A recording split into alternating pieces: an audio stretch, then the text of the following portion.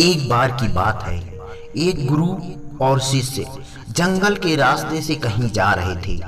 तो रास्ते में शाम होने लगी और उनको पानी की प्यास लगी। तो पास में एक गांव आया और जैसे ही वह गांव में पहुंचे तो देखा कि एक झोपड़ी थी। वो झोपड़ी की तरफ गए और उन्होंने आवाज लगाई।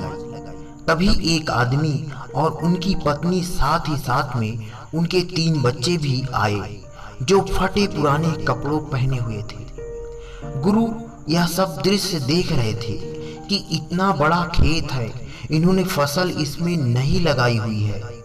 तो गुरु ने सबसे पहले तो पानी के लिए आग्रह किया कि हमें पानी मिल सकता है।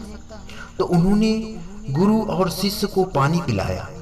अचानक गुरु ने कहा कि अगर आप इसमें खेती नहीं करते तो फिर अपना जीवन यापन किस तरीके से चलाते हो? तो उस आदमी ने कहा कि हमारे पास एक भैंस है और इस भैंस का दूध बेचकर पैसे कमाते हैं और इसी से हम आजीविका चलाते हैं। गुरु ने उनकी इस बात को ध्यानपूर्वक सुना और उनके बीच में कुछ देर तक बातचीत हुई, लेकिन अंधेरा हो चुका था। तो उन्होंने यह निर्णय लिया कि आज की रात हम यहीं रुकेंगे। तो लगभग मध्य रात्रि के करीब गुरु ने शिष्य से कहा कि हमें इस भैंस को ले जाना होगा और इस भैंस को ले जाकर कहीं जंगल में छोड़ना होगा। तो शिष्य ने सोचा कि इस तरीके का गलत काम भला मैं कैसे कर सकता हूँ?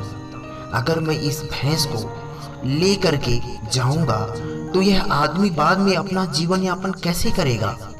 लेकिन गुरु का आदेश था, उनको करना पड़ा। वह अपने गुरु के साथ चला गया और आधी रात को गुरु और शिष्य निकल लिए, लेकिन भैंस को भी अपने साथ ले जाए और बहुत दूर छोड़ दिए ताकि वहां से भैंस वापस आने में ना आ सके। तकरीबन 10 साल बाद जब वह शिष्य भी गुरु बन चुका था और दीक्षा देने का काम भी करने लगा, तो उसने सोचा कि 10 साल पहले मुझसे जो गलती हुई थी, क्यों ना मैं आज उस गलती को सुधार लूं और मुझे उस आदमी के पास जाना चाहिए। वह उस आदमी के पास जाता है, लेकिन वहां पहुंचकर वह देखता है कि खेत में फसलें लहरा रही हैं और बगीचे लगे हुए हैं। वह सोचता है कि शायद हो सकता है कि वह आदमी अपना घर बार बेचकर, अपनी जमीन बेचकर शहर में कहीं चला गया हो। लेकिन तभी अचानक वह आदमी आया और उस गुरु को नमन करता है कि मैंने आपको पहचान लिया।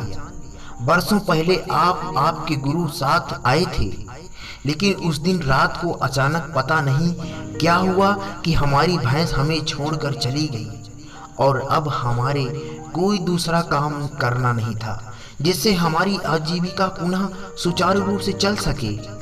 लेकिन हमारे पास कोई विकल्प नहीं था, तो मैं जंगल से लकड़ियां काट के लाता था और उसी से जीवन यापन करता था। मैंने बहुत मेहनत की, आम के बगीचे लगाए। धीरे धीरे आम के बगीचे से लोग आम खरीदने लगे और धीरे धीरे मेरा आम का बगीचा बड़ा होने लगा और मुझे अच्छे खासे फल और उनमें से पैसे मिलने लगे और मेरा बिजनेस बढ़ता गया, मेरा काम बढ़ता गया। अंततः जो आप देख रहे हैं वह 10 साल की मेहनत का नतीजा है।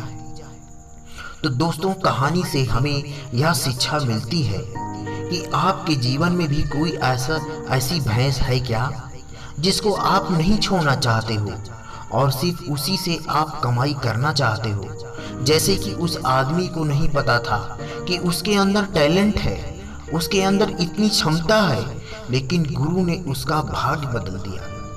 हमेशा परिवर्तन तभी होता है जब आपके पास कोई विकल्प नहीं होता, और जब आपके पास कोई विकल्प नहीं होता तो सिर्फ आपके पास जो रास्ता होता है आप उसी पर चलते हैं, और जब आप उसी रास्ते पर चलते हैं तो जीवन में आपको सफलता जरूर मिलती है।